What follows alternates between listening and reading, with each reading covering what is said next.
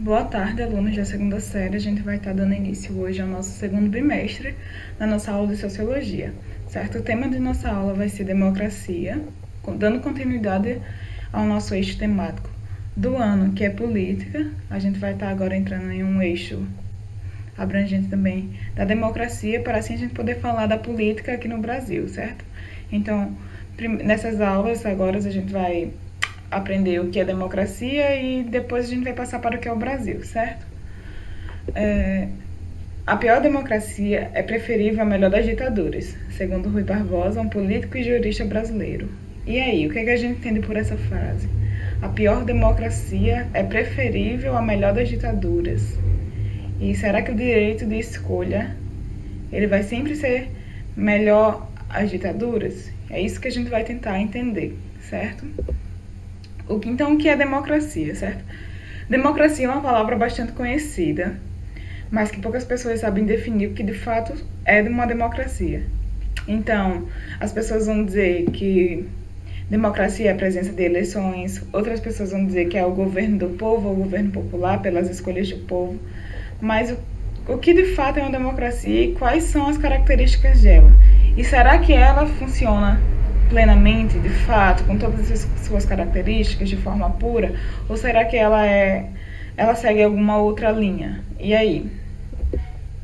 Para termos uma referência sobre o que define uma democracia, vamos analisar o modelo desenvolvido pelo teórico político Robert Dahl. Modelo moderno que lista as condições necessárias para que os processos de escolha representem ao máximo a vontade das pessoas.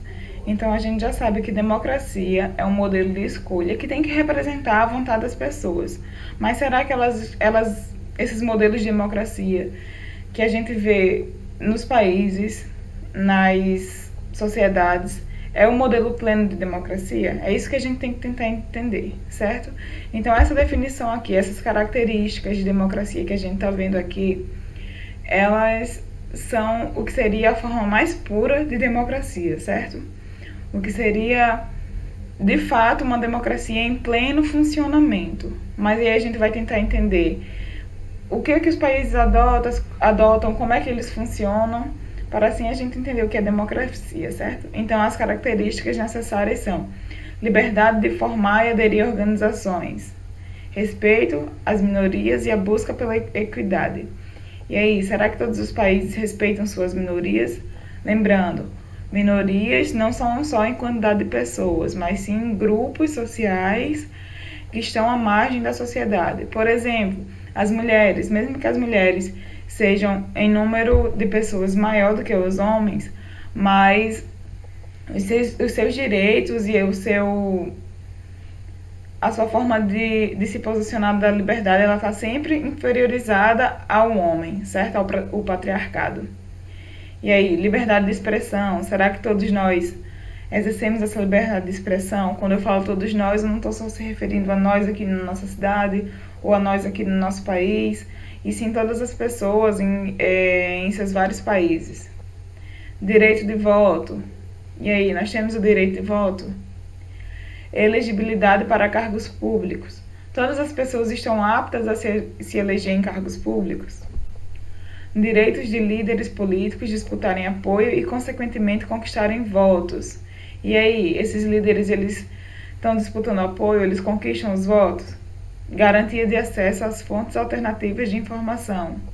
Todos nós, quando eu digo, eu estou falando a pessoa que está lá na classe alta, que tem acesso a tudo, como também a pessoa que mora lá numa favela, por exemplo, sem internet em casa, então que mora na zona rural. Será que todas as pessoas têm as fontes alternativas de informação? Eleições livres, frequentes e idôneas. As eleições acontecem com um determinado período ou a pessoa está lá no poder há 30 anos, igual a gente vê em muitos países por aí. Instituições para fazer com que as políticas governamentais dependam de eleições e de outras manifestações, de preferência do eleitorado. E aí, será que essas características que a gente listou aqui, elas estão de fato funcionando? Então, o que a gente vê é que todas essas características, ela denominaria o que seria uma forma pura de democracia, certo? Ou seja, nenhum país, eles adotam tudo isso, certo? A maioria daqui, ou alguns pontos, eles são exercidos nos países, nos seus sistemas eleitorais, mas nem todos. Por quê? Porque todas essas características formariam o que a gente chama de poliarquia. Cuidado não confundir com oligarquia, né? Poliarquia, que seria um governo amplamente governado pela vontade do povo. Mas aí a gente nem sempre vai ver todas essas características, e sim algumas delas de forma que sejam misturadas com outros tipos de democracia, que é o que a gente vai ver mais adiante, certo? Então, só para deixar claro, essas características, elas são características de democracia, mas lembrando que a democracia ela não funciona em todos os países com todas essas características, certo? Eles vão variando, há variáveis, e essas variáveis também podem se misturar. E o que a gente vai ver agora são umas correntes democráticas, certo? Umas correntes da democracia. Ou seja, vamos à primeira, que é a democracia liberal. É aquela em que o desenvolvimento das organizações econômicas e financeiras não está sujeito a restrições. Nela, os indivíduos desfrutam da completa liberdade do contrato entre si. A democracia liberal se caracteriza pela não interferência do Estado nos assuntos econômicos e financeiros dos cidadãos. Os negócios estão entregues à iniciativa privada e à produção que está sujeita à lei da oferta e da procura. E aí, quando a gente estava vendo lá no primeiro bimestre os tipos de Estado, a gente estudou o Estado liberal. E aqui a gente entra com a democracia liberal, que são os sujeitos, as pessoas que elegem seus governantes, em que entra em consonância com esse tipo de Estado, certo? Com esse tipo de democracia liberal, em que o Estado ele se abstrai dos assuntos financeiros e econômicos do país, certo? Então, o que está sujeito, tudo que vai acontecer economicamente e financeiramente no país está entregue à iniciativa privada. A gente está vendo algo... Não, mas lá na frente eu vou explicar esse ponto, certo? Democracia social. Democracia social é aquela em que o desenvolvimento das organizações econômicas é subordinado aos interesses do povo em conjunto. Nela, todos os contratos estão subordinados aos interesses da comunidade. O Estado controla os assuntos econômicos e financeiros e a produção é determinada pelo Estado, de acordo com as necessidades do consumo. Nesse caso de democracia social aqui, a gente vai também estar entrando em consonância com os estados que a gente estudou no primeiro bimestre e entra lá em consonância com o estado social, ou também o estado de bem-estar social, em que o Estado ele tem uma interferência maior nos assuntos econômicos e financeiros, certo? O Estado é responsável por movimentar a economia, por injetar dinheiro na economia, certo? E agora a gente vai passar para um trechozinho chamado democracia direta, e que a gente vê alguns adeptos hoje em dia, sendo que esse tipo de democracia direta ele não funciona para um país como um todo, certo? Por quê? Porque a democracia direta é caracterizada pelo voto direto, onde as decisões políticas são tomadas diretamente pelo cidadão que expressa sua opinião, sem intermediários. Esse sistema só é praticável em comunidades minúsculas e fechadas em si mesmas. O que eu quero dizer com isso? Não funciona em país por ser um amplo número de pessoas, certo? Onde é que a gente vai ver democracia direta? Que é mais política do que quando vocês formam um grupo de estudo? E aí, quando vocês vão tomar uma decisão em grupo, como é que é tomada? Por meio de uma democracia direta, como é que isso funciona?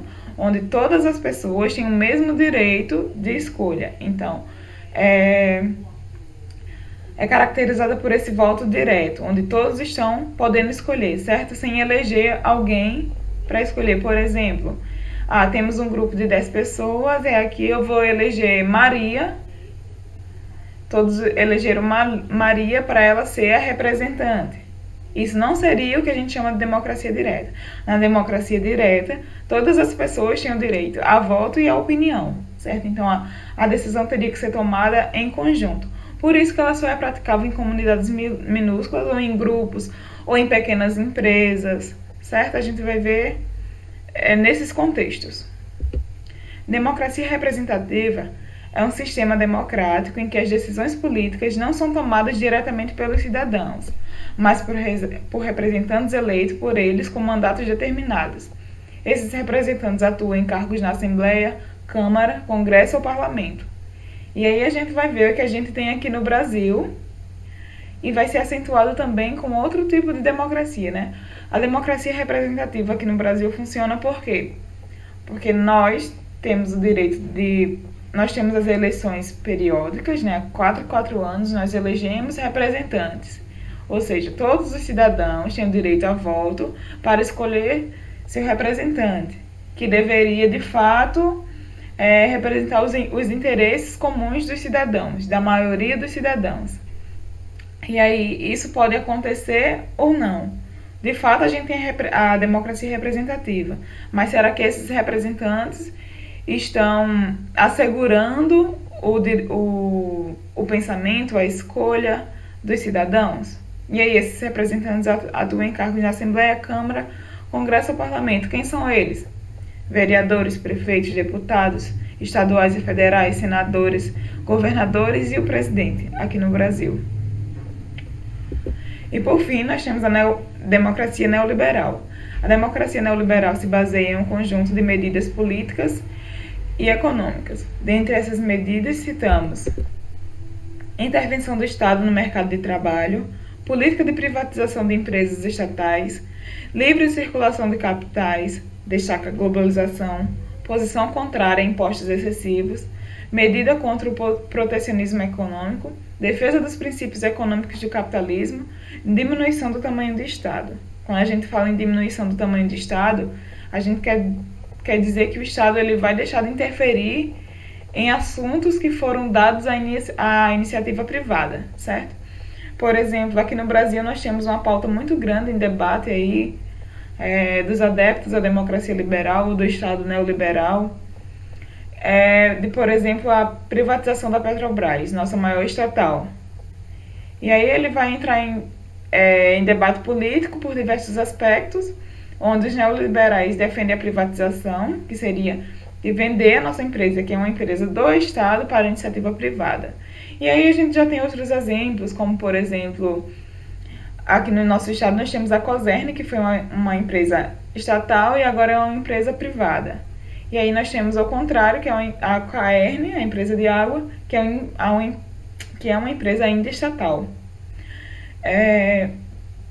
Então, o que podemos citar é que a democracia, ela funciona de fato que essas variáveis elas se misturam, certo? Então, nós temos uma democracia representativa misturado com a democracia neoliberal, que pode também ter alguns aspectos da democracia social, certo? Então, a gente vê que ela não funciona de forma única e exclusiva aquele modelo. A única democracia que ainda não funciona em estados, em países, é a democracia direta, certo? Pelo fato de ela só acontecer em grupos pequenos, porque elas precisam do direito direto. Aí a gente vê em alguns memes, por exemplo, o pessoal coloca assim: cancela o presidente e a gente decide tudo por uma enquete, por exemplo. Isso seria um exemplo, bem bizarro, mas um exemplo de democracia direta, certo? Onde todos teriam direito de escolha e de voto.